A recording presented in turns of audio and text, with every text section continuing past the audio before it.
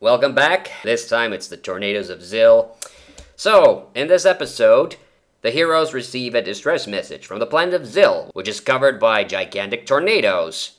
So they're not sure what's going on. Spin-Wit gets pulled down to the planet, He-Man goes after them. They discover that there is a civilization of people actually living on Zil that are just hiding underneath the giant tornadoes.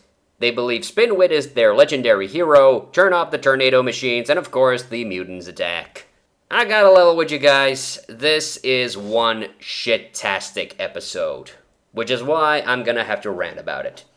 Let's get on with it. Alright, seriously, I only have a couple of positive attributes to even say about this episode. And that's a few of the sillier parts of this episode, but I get the feeling this episode was supposed to be a kind of an important character building one for Spin-Wit.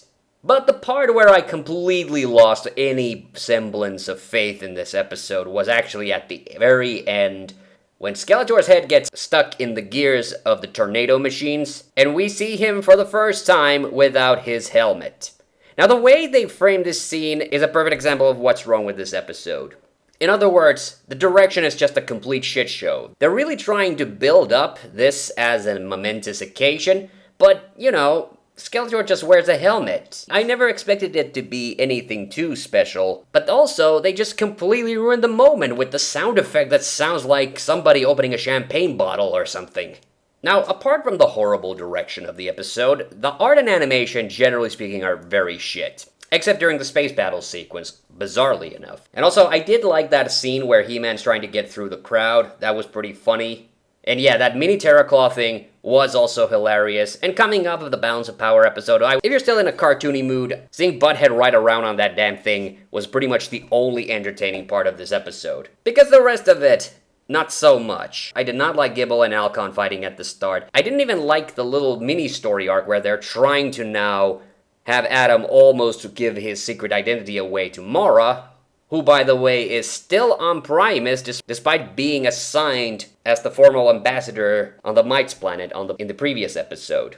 Although, to be fair, I am reviewing these episodes in their production order and not what might have been the canonical story order, so honestly, it doesn't bother me. Now, the main thing that just bugs me about this whole fucking episode is something that is generally kind of wrong with the New Adventures of He-Man, but which I've actually kind of let them have a lot of rope on. Now, with the Galactic Guardians, I think the show kinda introduced them in a backwards order. They had a bunch of voiceless background cameos in a lot of the early episodes, and we never really got to know any of them, except Hydron and Flipshot, which is why it's not a surprise why they have consistently been two of my favorite characters. But when Spin-Wit and Segatar and Artella all showed up for the first time, they just came off as background fodder. You didn't really care about these characters. Even though the mutants were also kind of introduced kind of haphazardly through the series, because of their interactions with Skeletor, they were always able to build themselves up into impressive characters.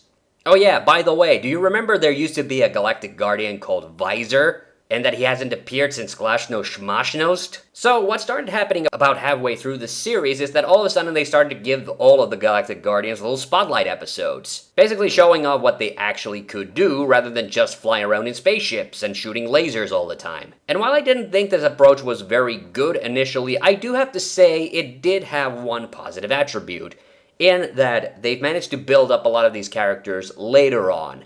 It would have been better to have these Origins episodes a lot earlier in the series. It would have made a lot more sense to see Segator's backstory a little bit earlier, or Artella's. And Spin-Wit has actually been on a positive character track, whereas he started off as just kind of a wimpy loser in the first few episodes he was in. But now, what really bugs me about this episode is that being called a legendary hero of the Zils just goes straight to his head. Honestly, this shit infuriated me more than anything else about this episode. Yes, it is a horrible mess, but the worst thing about it is just the fact of how the show's main writer, Jack O'Lester, didn't seem to be able to even maintain consistency with the characters he was writing.